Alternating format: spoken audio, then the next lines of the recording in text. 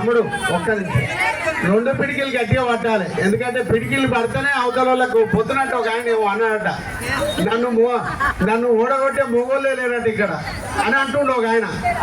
మరి ప్రజలు అనుకుంటే ఎవరినైనా బండకేసి కొడతారు అనేది రేపు ఎన్నికలలో చూపించాలి. మరి పేరు చెప్పాలి. అలాగే వద్దు మళ్ళీ మీ ఇంట్లో కాడికి వచ్చి అది ఇది చేస్తారు. అవునా? ఎందుకంటే పిల్లర్ పోస్తే 7 లక్షలు కావాలి, బునాది తీస్తే 5 లక్షలు కావాలి, కరెంట్ పోల్ వేస్తే 2 లక్షలు కావాలి, కరెంట్ ట్రాన్స్ఫార్మర్ వేస్తే. ఇవన్నీ కూడా 2 సార్లు 3 సార్లు గెలిచేసరికి ఎవరు కళ్ళకు అవపడతలేదు. అయ్యాల మొదటిసారి ఓటు వేసినప్పుడు మీ ఇంటి చుట్టూ తిరుగుతుంటే అవపడలే, మీ ఇంటికి రాందే ఓట్లు వేసిర్రా? మీ ఇంటికి వస్తేనే కదా, ఓట్లు వేస్తేనే కదా గెలిచింది, ఆయన హీరో అయింది. మరి మీరు ఓటు రేపు వాళ్ళకి వేయకుండా ఆమెను ఓడగొట్టిందనుకో, జీరో కాడు అవుతాడంటే గట్టిగా చప్పట్లు కొట్టు. ఒకసారి 2 పిడికిలు గట్టిగా పట్టాలి. దయచేసి అందరూ కూడా, ఒక భూపాలిని మాత్రం పట్టలేడు ఎందుకంటే ఒకటే ఉంది కాబట్టి దయచేసి పట్టాలి అందరూ కూడా. జై తెలంగాణ, జై తెలంగాణ, జై తెలంగాణ, జై తెలంగాణ. కేసీఆర్ గారి నాయకత్వం, కేసీఆర్ గారి నాయకత్వం, కేసీఆర్ గారి నాయకత్వం, కేటీఆర్ గారి నాయకత్వం, కేటీఆర్ గారి నాయకత్వం. కత్తుల నాగరాజు గారి కారు గుర్తుకే, కత్తుల నాగరాజు గారి కారు గుర్తుకే, కత్తుల నాగరాజు గారి కారు గుర్తుకే.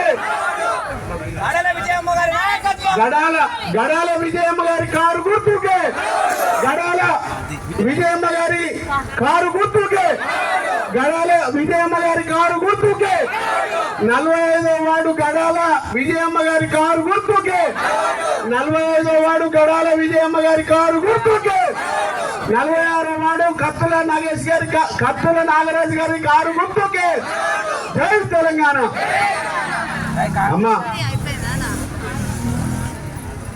అమ్మ ఒక్కసారి మీరు ఆలోచన చేసి, మిమ్మల్ని ఆలోచన చేసి ఓటేయమంటున్నా. ఎందుకంటే 2 సార్లు 3 సార్లు గెలిచేసరికి కళ్ళు నెత్తికెక్కుతాయి. అట్లాంటి వాళ్ళకి ఒకసారి చెంబల గీతం మారితే మీ దీవెనల కోసం, మీ ఆశీస్సుల కోసం మిమ్మల్ని వేడుకుంటున్న 45వ వార్డు డివిజన్ కార్పొరేటర్గా గడాలి విజయమ్మ గారికి కారు గుర్తు కోసం, మరి అదేవిధంగా 45వ వార్డు కత్తుల నాగరాజు కారు, 46వ వార్డు కత్తుల నాగరాజు గారి కారు గుర్తు కోసం మిమ్మల్ని దీవించమని నేను అభ్యర్థిస్తున్నా.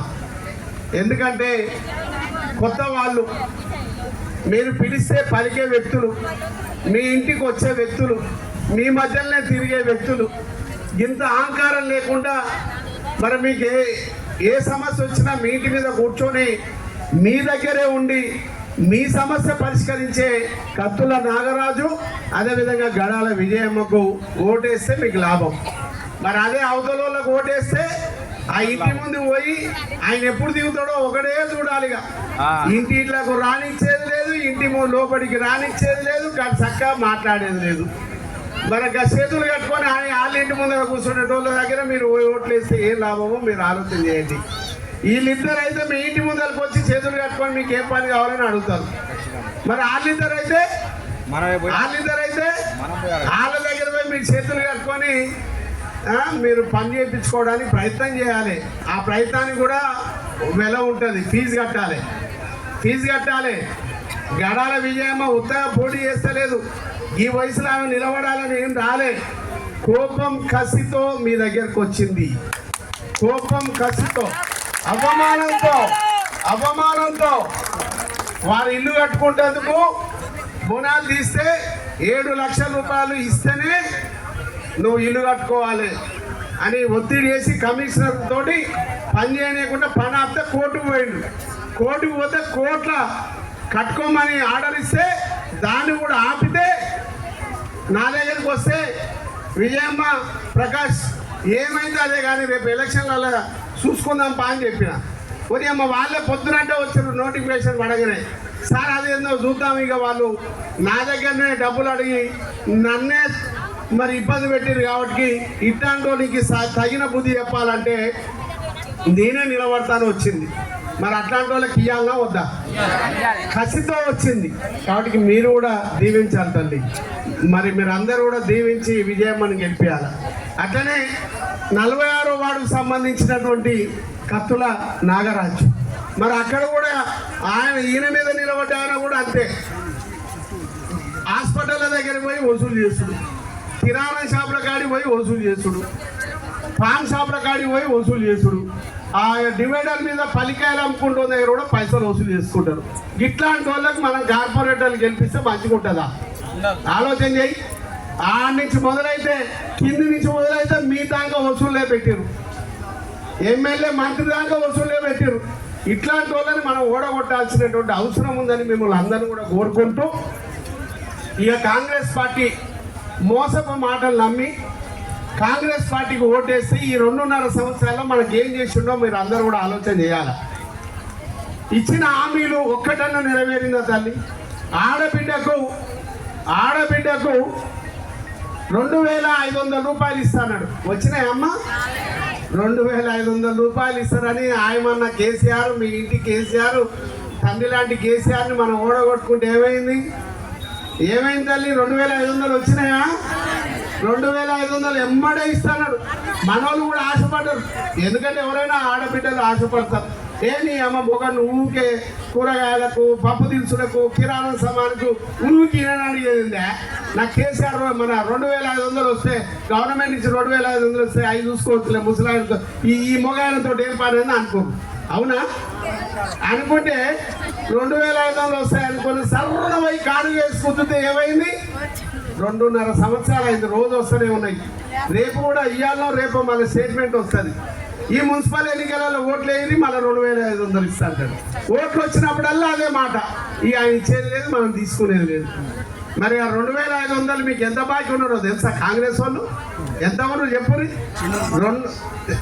అప్పుడే ఇస్తే ఈ 23-24 నెలల్లో దగ్గర 60,000 రూపాయలు ప్రతి మహిళకు బాకీ ఉన్నారు. ఎంత బాకీ ఉన్నారు? 60,000 ప్రతి మహిళకు. మీకు కూడా ప్రతి ఆడబిడ్డకు 60,000 రూపాయలు కాంగ్రెస్ బాకీ ఉంది. రేవంత్ రెడ్డి రేపు మీటింగ్కి వచ్చినప్పుడు 60,000 ఇచ్చినాకనే మాట్లాడు. ఇక ముసలమ్మల విషయానికి వద్దాం. ముసలమ్మ విషయానికి వస్తే, ముసలమ్మ వృద్ధులు, వితంతులు, ఒంటరి మహిళలు మీకు తెలుసు కదా. అంతమందుకు 200 రూపాయలు ఇస్తే గొప్ప ఉండే. ఆ 200 రూపాయలు కేసీఆర్ వచ్చినాక ఈ అమ్మాయి ముసలోళ్ళు పాపం ఇబ్బంది పడుతున్నారని ఊకే కోడల మీద, మరి కొడుకుల మీద ఏం ఆడుకుంటారు, వాళ్ళు ఏముంటుంది, ముసలోళ్ళకి కొద్దిగా ఆత్మగౌరవం ఎక్కువ ఉంటుంది, పాపం బాధపడతారు. వాళ్ళకి కనీసం 2,000 ఇస్తే మెడిసిన్ కానీ, తిండి కానీ, మంచి చెడులకు ఉపయోగపడతాయని 2,000 ఇస్తే, ఆ 2,000 ఇస్తున్నారంటే ఏ ముసలమ్మని అడిగినా ఏం చెప్పేది తెలుసా? నా పెద్ద కొడుకు కేసీఆర్ అనేది. తీరా రేవంత్ రెడ్డి కాంగ్రెస్ పార్టీ 4,000 అనేది ఆశపడ్డారు ముసలోళ్ళు కూడా పోయి ఏం చేసిందో తెలుసా? రయ్యిన వైరు. కొడుకు చెప్పలే, కోడలు చెప్పలే, ఎవరు చెప్పలే, రయ్యిన వైరు. నేను కూడా ఎమ్మెల్యే ఎలక్షన్లో అప్పుడు చక్కగా పోయి నేను కూడా ముసలమ్మ వచ్చిన తర్వాత నాకు కొద్దిగా ఆశ వచ్చింది. అమ్మ ముసలమ్మ ఓటేస్తుందా చూద్దామని ఆ పోలింగ్ బూత్లో పోయి నిక్కి చూసిన. నేను నిక్కి చూస్తే ముసలమ్మ వచ్చింది, సర్వన చేకూర్చేసింది. వామ్మో ఇదేదో కొంప ముస్తుందని. అంటే రేవంత్ రెడ్డి కాంగ్రెస్ పార్టీ మాటలు నమ్మి ముసలోళ్ళు కూడా మనకేయాల్సిన ఓటు కూడా కాంగ్రెస్ చేస్తే ఇలా కేసీఆర్ని ఓడగొట్టుకొని ఇంట్లో కూర్చోబెట్టుకుంటే ఇలా మనం ఎంత ఇబ్బంది పడుతున్నామో ఒకసారి ఆలోచన చేయండి. కళ్యాణ లక్ష్మి షాదీ ముబారక్ ద్వారా ఏ ప్రభుత్వం అయినా ఎప్పుడైనా రూపాయి ఇచ్చిందా తల్లి? ఒకసారి ఆలోచన చేయండి.